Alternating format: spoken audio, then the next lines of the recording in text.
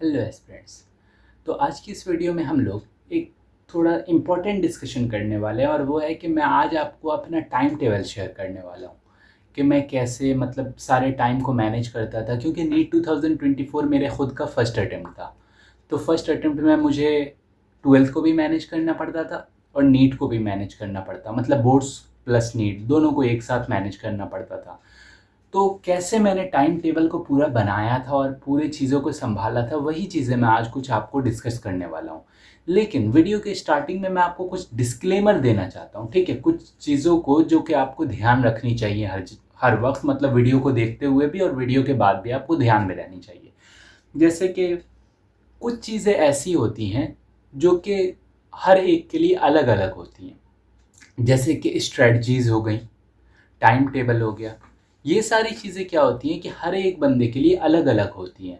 कि अगर मैं अपनी स्ट्रेटजी बता रहा हूँ तो वो स्ट्रेटजी मेरी बनाई हुई है, तो जिसकी बनाई स्ट्रेटजी है वो उसी को फ़ायदा देगी, ज़्यादा फ़ायदा देगी, ठीक है? या फिर अगर वो मेरा टाइम टेबल है तो सबसे ज़्यादा मुझे ही फ़ायदा देगा, क्योंकि मैंने उसे बनाया है, मैंने अपने ऊपर पूरा अप्लाई किया है, कैसे पूरे को संभालना है वो सब मैंने देखा है, ठीक है? तो अगर आपको किसी का टाइम टेबल मिल रहा है तो इसका ये मतलब नहीं है कि आपको पूरा देखना है, पूरा छाप देना है अपनी ज़िंदगी पर, वैसे नहीं होगा। अब मैं बोल रहा हूँ सुबह 7 से 10 मैं कोचिंग जाता था, तो अब आपकी कोचिंग 2 से 5 तक है, तो अब आप बोल रहे हो कि मैं सुबह कोचिंग जाने लगूंगा, ये तो कोई सेंस की बात नहीं है।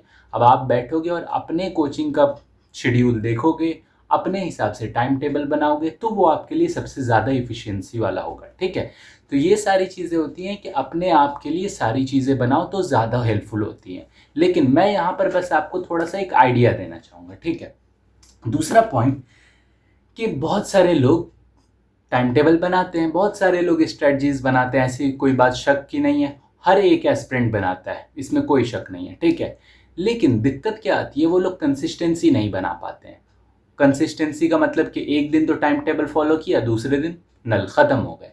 और इसका मेन रीज़न होता है कि हम लोग जो टाइम टेबल बनाते हैं ना, तो देख लो हमारा लेवल ये है, ठीक है? मान लो हमारे लेवल ये है, लेकिन हम लोगों को टाइम टेबल बनाना चाहिए या तो इस लेवल का या इससे थोड़ा सा ऊपर, ताकि हम अपने आप को थोड़ा सा टाइट कर सकें। लेकिन तुम लोग क्या करते हो, यहाँ का है लेवल तुम्हारा, लेकिन बनाते हो यहाँ का लेवल, ठीक है? अब तुम एक दिन करते हो, उसके बाद तुम ही सेचुरेटेड हो जाते हो, उसके बाद कर ही नहीं पाते हो, सिंपल सी बात है। इसलिए अपने टाइम टेबल को ऐसा बनाओ कि तुम भी उसे बोल सको कि हाँ भाई मैं ये कर लूँगा, थोड़ी सी मेहनत लगेगी, थोड़ा सा कुछ लगेगा, लेकिन मैं कर लूँगा। ऐसी चीज़ें हों और कंसिस्टेंसी बनाए रखो। नीट के मामले में कंसिस्टेंसी बहुत इंपॉर्टेंट चीज़ आती है। तो जो भी टाइम टेबल बनाओ उस पर अड़ जाओ कि मुझे करना है, ठीक है? अब मैं आपको थोड़ा सा अपने टाइम टेबल का रिव्यू बताता हूँ कि मैं कैसे मैनेज करता था, ठीक है? सबसे पहले बताता हूँ, जैसे मान लो ये कॉपी है, ठीक है? अब मैंने इस कॉपी का एक पेज उठा लिया, यहाँ से एक पेज उठाया, यहाँ पर मैंने बायो लिखा, यहाँ पे केमिस्ट्री और यहाँ पे नीचे में फिजिक्स, और कंप्यूटर भी था मेरा सब्जेक्ट, तो मैं नीचे में थोड़ा सा एग्ज़ाम के वक्त में कंप्यूटर भी लिख देता, क्योंकि उसे भी पढ़ना रहता। तो ये जो शेड्यूल मेरा रहता था वो 1 हफ्ते का रहता था, 1 हफ्ते या मैक्सिमम 2 हफ्ते तक का, या 10 दिन ऐसा रहता था, ठीक है? वो लिमिटेड टाइम के लिए। उसके बाद नया पेज बनता, उसमें नई चीज़ें। अब उसमें लिखता क्या था, जैसे बायो लिखा ना मैंने, उसके बगल में उसके चैप्टर का नाम लिखता था। जैसे कि बायो में मुझे पढ़ना है ब्रीदिंग एक्सचेंज, तो ब्रीदिंग एक्सचेंज उसमें क्या क्या पढ़ना है आपको, तो मुझे पढ़ना है एनसीईआरटी, फिर करना है मॉड्यूल, फिर करना है पीवाईक्यू। अब मैं क्या करता हूँ कि पहले लिखता हूँ मुझे इस चैप्टर का एनसीईआरटी करना है, तो कब करना है? आज मैं फ्राइडे को बना रहा हूँ तो फ्राइडे को ही कर लूँगा एनसीईआरटी। फिर मॉड्यूल करना है तो इसके लिए सैटरडे संडे का टाइम दे दिया। पीवाईक्यूज करने ओनली मंडे, ठीक है? अब क्या हुआ, मैंने एक टाइम लिमिट फिक्स कर दी कि मुझे अब तक कर लेना है। इसी तरह केमिस्ट्री में, इसी तरह फिजिक्स में मैं एक टाइम लिमिट करके इतना अपने आप को टास्क दे देता था कि ये मुझे कर लेना है। जैसे हो जाता मैं उस पर राइट क्लिक कर देता। इससे क्या होता है कि थोड़ा सा मोटिवेशन मिलती कि हाँ भाई तुमने कुछ किया है, ठीक है? अब इसका फ़ायदा ये होता है कि मैं ये बाइंड नहीं हूँ कि भाई 7 से 8 तुम्हें उठना ही पड़ेगा, 7 से 8 पढ़ना ही है, 9 से 10 तुम्हें नाश्ता करना ही पड़ेगा, ऐसा कुछ नहीं है। 2 बजे तुम उठ जाओ, मतलब 2 बजे रात में तुम उठे रहो, पढ़ो, ये करो, ऐसी बात नहीं होती है। इसमें फ़ायदा ये होता है कि देखो, मेरा मकसद रहता है इस टास्क को कंप्लीट करना, इस टास्क को।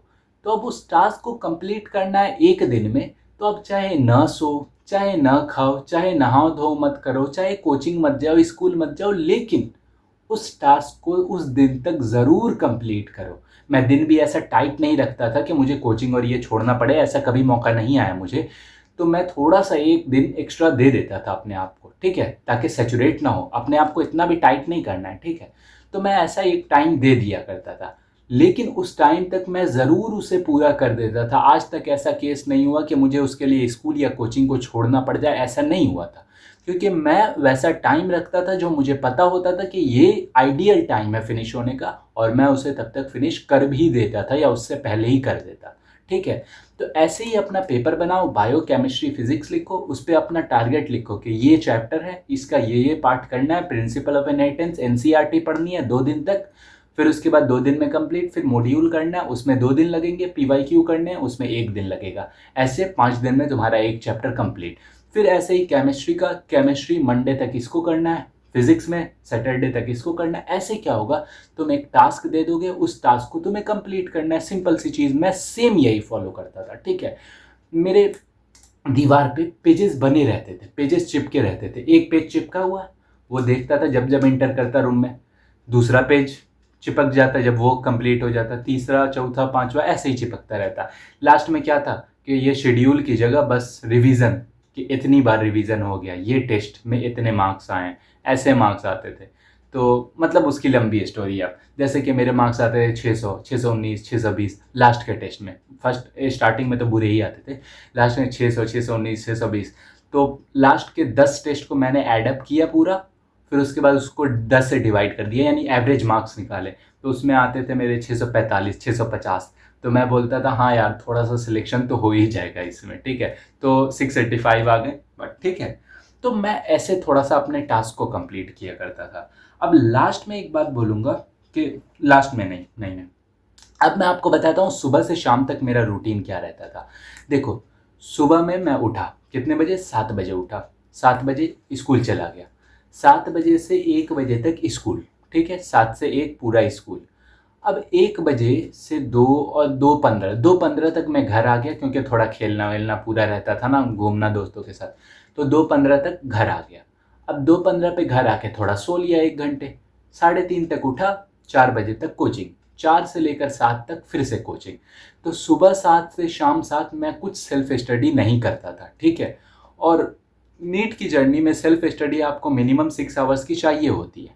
तो वो मैं कब करता था, जब 7 बजे आ जाता था ना, तो 7 बजे फिर से आता, और फिर उसके बाद 7 से लेकर पहले बायो पढ़ता था, फिर केमिस्ट्री, फिर पूरा फिजिक्स। मकसद ये रहता, बायो आपका जल्दी फिनिश हो जाता है, केमिस्ट्री थोड़ा सा टाइम लेता है, फिजिक्स ज़्यादा टाइम लेता है। मैं चाहता था कि जितना ज़्यादा टाइम हो सके फिजिक्स ले ले, ठीक है। स्टार्टिंग में क्या होता है, फिजिक्स सबसे ज़्यादा टाइम लेता है, केमिस्ट्री उससे कम, बायो उससे कम। लास्ट में आते यही रिवर्स हो जाता है, बायो सबसे ज़्यादा, केमिस्ट्री उससे कम, फिजिक्स उससे कम। क्योंकि फिजिक्स आपके प्रैक्टिस पे होता है, जो आपने पूरे साल किया। बायो आपके रिटेनिंग कैपेसिटी या रिवीजन कैपेसिटी पे होता है कि लास्ट में आपने कितना याद किया उसको, ठीक है। इसलिए बायो आप लास्ट में ज़्यादा टाइम दो, अभी कम दो कोई बात नहीं, टेस्ट के लिए ज़्यादा टाइम दिया करो, वो मैं खाली बोल रहा हूँ, ठीक है। तो ये क्या चीज़ रही कि अब मैं 2 बजे तक सो जाता था वापस।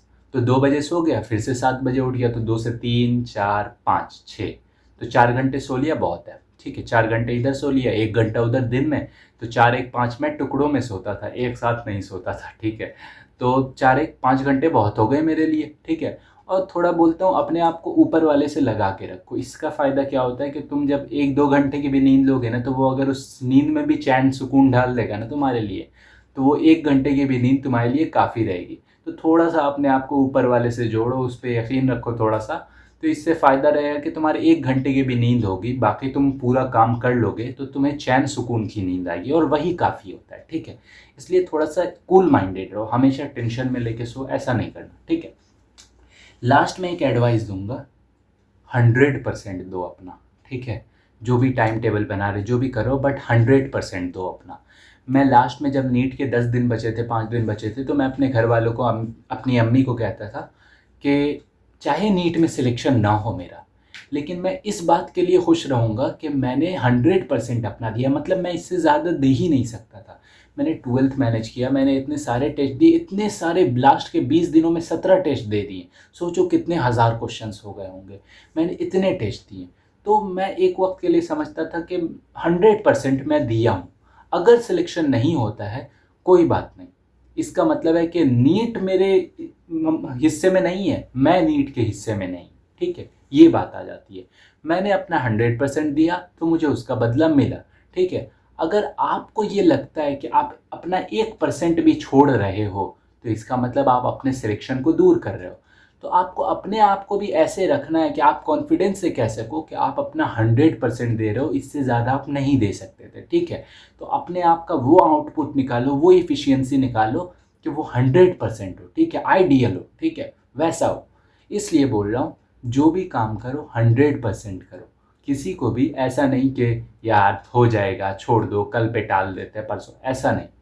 जो करो 100% करो, उसी वक्त ख़त्म करो। ठीक है, इसलिए बोल रहा हूँ कि थोड़ा सा अपने आप को संभालो, सेल्फ मोटिवेटेड रहो। ठीक है, सेल्फ मोटिवेटेड रहो, टाइम टेबल खुद से बनाओ। जो मैंने अभी देखा ना, अभी मैंने पेपर वाली स्ट्रेटजी बताई, उस पेपर वाली स्ट्रेटजी को अपनाओ, वो तो सब पे काम कर जाएगा। पेपर लो, अपना टास्क बनाओ, उसे करो।